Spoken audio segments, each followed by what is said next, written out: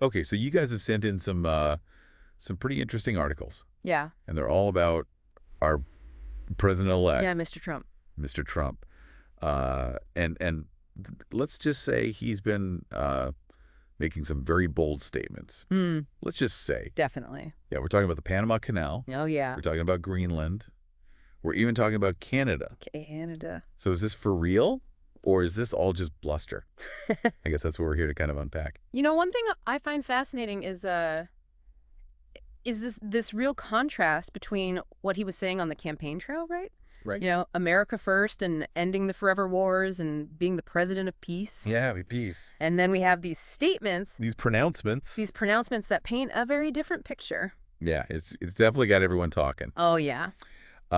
He's claiming that Panama is ripping off the U.S. With inflated fees for using the Panama Canal. Okay. He's threatening to take it back if they don't play ball. Then we got Greenland, which he tried to buy in 2019. Right. And now he's kind of resurrected this ambition, citing national security concerns. Right. And then we have Canada. Oh, Canada. Where he's making jokes about Canada becoming the 51st state. Oh, wow. So I don't know. What do you make of all this? Well, it's fascinating, right? I mean, it's this kind of mix of history, geopolitics, and a little bit of the absurd. Yeah, definitely. But I think it's important to remember that, even though they sound absurd, these statements do have real-world consequences. For sure. Panama is outraged. Rightfully so. Greenland and Denmark are nervous. Yeah. Even Canada is starting to, wonder if they need to bolster their defenses. Against us. Yeah, their southern neighbor. So let's rewind a little bit. Okay. Let's talk about Panama first. Okay, Panama. The Panama Canal situation. Right. There's some historical baggage here.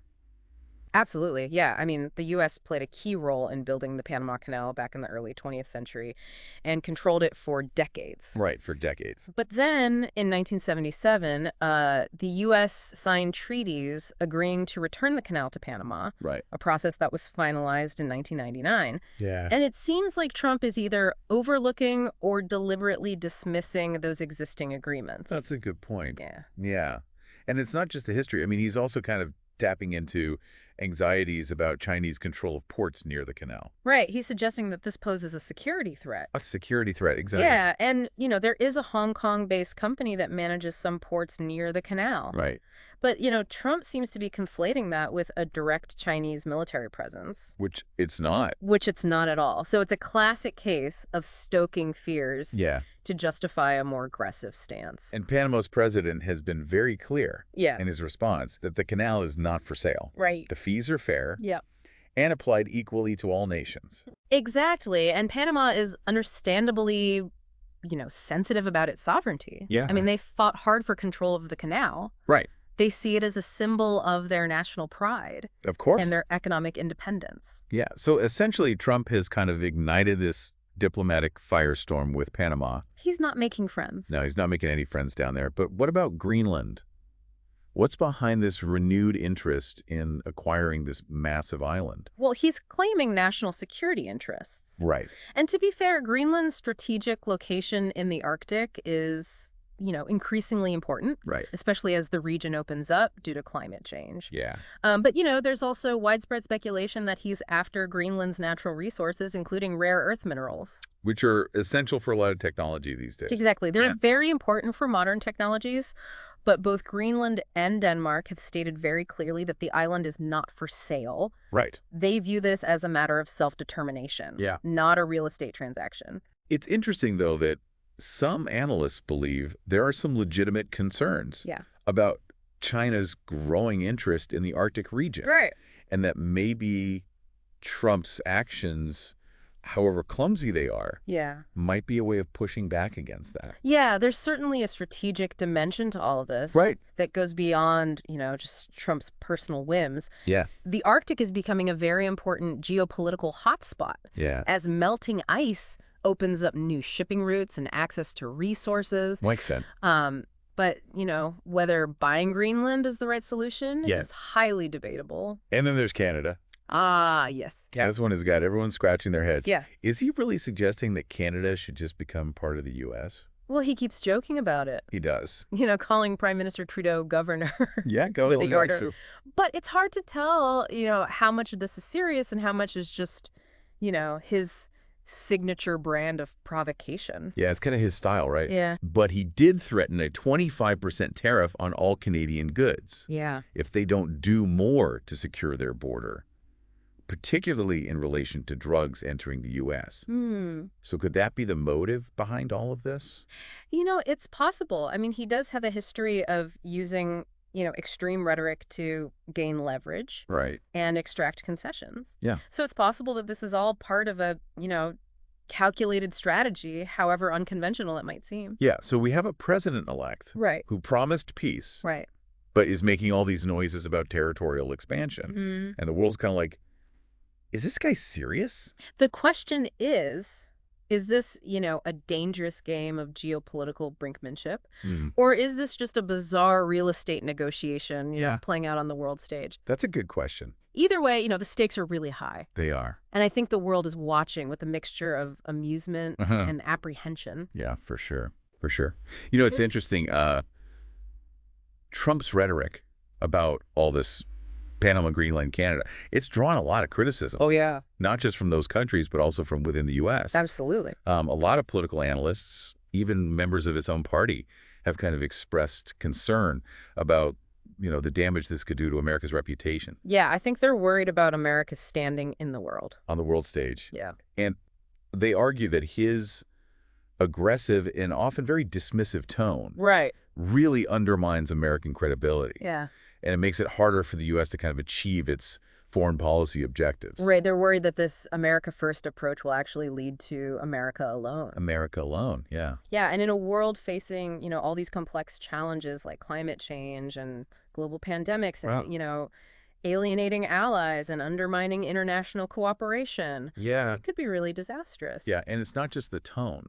It's the substance of what he's saying. Yeah. I mean, a lot of experts believe that his claims about the Panama Canal are just not grounded in reality. Yeah, the Panama Canal Authority has been managing the canal very effectively for decades. Right. The fees that they charge are in line with international standards, and they've even embarked on a major expansion project to accommodate larger ships.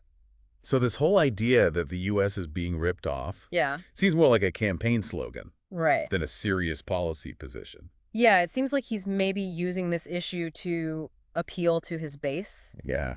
Tapping into this narrative that America is being taken advantage of by other countries. Right. But experts point out that, the treaties governing the Panama Canal were ratified by the U.S. Senate. Yeah. And that any attempt to unilaterally take control of the canal would be a violation of international law. It would also be a blatant act of aggression. Absolutely. That would probably have severe repercussions. Yeah, for sure, throughout Latin America. Yeah, it's hard to see how that would benefit the U.S. in the long run. Not at all. No. It's more likely to create resentment and resistance than to achieve any kind of meaningful results. So speaking of potentially disastrous moves, let's talk about Greenland again. Okay, Greenland. Is there any basis for this claim that acquiring Greenland is an absolute necessity for national security? While Greenland does have strategic importance in the Arctic, most experts agree that, buying it is neither realistic nor desirable. Yeah, we mentioned earlier that both Greenland and Denmark have rejected the idea. Right. And even if they were open to negotiations, I mean, the price tag would be astronomical. It would be huge. And not to mention the logistical and political challenges. Oh, yeah. Of integrating such a vast and culturally distinct territory into the U.S. And we can't forget the people of Greenland. Right. What about them? They have a long history of self-governance. Yeah. A strong sense of national identity. Yeah. Their culture and way of life are very connected to the Arctic environment. And they've been increasingly assertive in managing their own affairs. So forcing them into a union with the U.S. against their will would be deeply problematic. Absolutely, both ethically and strategically. Yeah. It would also be a public relations nightmare. Oh, yeah. It would further damage America's image. Yeah, it really seems like Trump's vision of just buying Greenland is based on a very outdated colonial mindset. Yeah, it's like going back in time. Yeah, exactly. Okay, so Panama and Greenland are probably off the table, at least for now. Okay. But what about Canada? Canada. Is there any chance that these jokes about annexation Right. might actually have some serious intent behind them. You know, it's highly unlikely that the U.S. would ever try to annex Canada by force. Right. But I think his rhetoric does raise concerns about his understanding of the U.S.-Canada relationship. Which is historically one of the closest Absolutely. bilateral relationships in the world. One of the most integrated. Yeah, I mean, we share a vast border, deep economic ties, a long history of cooperation. Exactly. So this very dismissive and sometimes hostile tone towards Canada, Right. it really undermines this partnership. Yeah. And creates unnecessary tension. It does. He seems to be overlooking the immense value of this relationship. Yes. Both economically and strategically. It's true, and it's worth remembering that Canada is a major trading partner for the U.S. Yeah. And any attempt to impose, punitive tariffs or other economic sanctions would really hurt both countries. It would hurt both. Yeah, absolutely. It's a lose-lose scenario that would benefit no one. So while these pronouncements about Canada might be mostly for show, they still have the potential to cause real damage. Absolutely. They create uncertainty, they sow discord, and they distract from the many areas where the U.S. and Canada could and should be working together. Right. And this pattern of provocative rhetoric and unilateral action. Yeah. It seems to be part of a larger trend in Trump's foreign policy.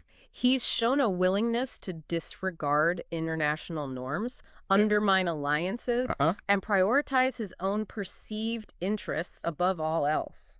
And that approach has a lot of experts worried about the future of American leadership in the world. Right. They argue that, his America First agenda is actually making America weaker and less influential. Yeah.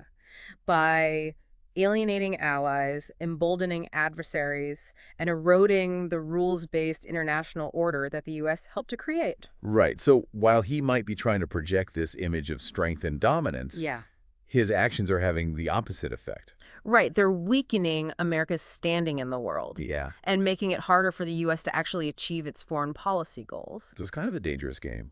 It is. That he's playing. It is a dangerous game. And the stakes couldn't be higher. The world is watching very closely. Yeah. And the decisions Trump makes in his second term are going to have, profound consequences, not just for the U.S., but for the entire global community. It's a very sobering thought. It is. Yeah. And one that I think we should all be taking very seriously. Absolutely. So we've explored the potential consequences of all of this. Yeah. But what about the motivations behind it? Right. What's driving him? Yeah. What is driving him to make these seemingly outlandish statements? Yeah, that's the million-dollar question. Is it all about personal ambition? Or is there something more strategic going on? Yeah. Some analysts suggest that Trump is deliberately trying to create chaos and disruption on the world stage. Interesting. They argue that he sees this as a way to weaken existing power structures and, renegotiate the terms of global engagement, which kind of fits with his past behavior in the business world. Yeah. He's known for his aggressive negotiating tactics, his willingness to break the rules, and, his penchant for using leverage to get what he wants. Leverage, yeah. Yeah, others believe that Trump is simply driven by a deep-seated nationalism and a desire to assert American dominance. They point to his rhetoric about, making America great again. Right. And his disdain for multilateralism and international cooperation. It's possible both of those things are at play here. It could be a combination. Right. He might be using a combination of disruption and dominance to try to reshape the world order in a way that he thinks benefits the U.S. But is it a winning strategy? Yeah. Is he ultimately hurting American interests? Yeah. By alienating allies and provoking adversaries? That's a good question. It's a debate that will probably continue throughout his second term. Right. I think only time will tell what the ultimate impact of Trump's foreign policy will be. But one thing is for sure. Yeah. We are entering a period of profound uncertainty and change. Absolutely. And the stakes couldn't be higher. They're very high. Yeah. This whole thing, with Trump and his territorial ambitions. Yeah. It makes me wonder, what does it even mean to be a global leader in the 21st century? Yeah, you're hitting on a really crucial point here, Yeah. The world is changing so rapidly. It is. We're facing these unprecedented challenges like climate change, global pandemics, cyber threats. Yeah, it seems like every day there's a new one. Exactly. And, these challenges require cooperation. Right. Not confrontation. Yeah. They demand a different kind of leadership. So maybe instead of, going back to these old ideas of territorial conquest, maybe real leadership is about fostering collaboration. Yes. And building bridges. Exactly. It's about recognizing that in an interconnected world, our fates are intertwined. They are. What impacts one nation inevitably impacts others. For sure. Take climate change, for example. Yeah. It doesn't respect borders. No, doesn't. Rising sea levels are going to affect coastal communities worldwide. Right. Regardless of, who owns what territory. So this whole, zero-sum mentality where one nation's gain is another one's loss seems kind of short-sighted. It's very short-sighted in this context. Yeah. I think we need a new paradigm for global leadership. One that emphasizes shared responsibility and collective action. And that's where the U.S. could play a big role. Absolutely. I mean, imagine if instead of threatening to take back the Panama Canal, we partnered with Panama to ensure its sustainability, in the face of climate change. Exactly. Or instead of trying to buy Greenland, the U.S. collaborated with Denmark and Greenland to address shared security concerns in the Arctic. And instead of bullying Canada, we worked with them to strengthen our ties. That's the kind of leadership that would truly make America great again. Not through dominance and control, but through partnership and cooperation. That's a powerful vision. Yeah. But is it realistic? That's a good question. Can the U.S. actually shift from this America first to America together? It won't be easy. Yeah. It requires, a fundamental change in mindset. Yeah. Both within the government and among the American people. Yeah. We need to move beyond, the fear and the division that have characterized so much of our recent political discourse. Yeah, for sure. And embrace a more inclusive and collaborative approach. So it's not just about changing our foreign policy. It's about changing how we see ourselves. Exactly. It's about recognizing that, we're not just Americans. We're global citizens. Global citizens. And as global citizens, we have a responsibility to contribute to building a more just equitable and sustainable world. So as we wrap up this deep dive, what's the one key takeaway that you want our listeners to think about? I'd say don't just watch the world change. Okay. Be a part of shaping it. Okay. The future isn't preordained. It's being written right now. Yeah. And we all have a role to play. Yeah, I like that. So ask yourself, what kind of world do I want to live in? And what am I willing to do to make that world a reality? Those are powerful questions. Yeah. And I think they're especially relevant for Americans right now. Yeah. Because the choices we make in these next few years are going to have huge consequences. Yeah, they will. Not just for us, but for the whole planet. Everyone. Yeah, so let's choose wisely. Let's choose wisely. Let's be a force for good in the world. Yes. Let's build a future where cooperation trumps confrontation. Absolutely. And where shared prosperity replaces zero-sum thinking. I love that. Thanks for joining us on this deep dive. Yeah, thanks for having me. We hope it's given you some things to think about. Yeah. And some inspiration. Yes. To engage with the world around you. To make a difference. Remember, the future is ours to shape. It is.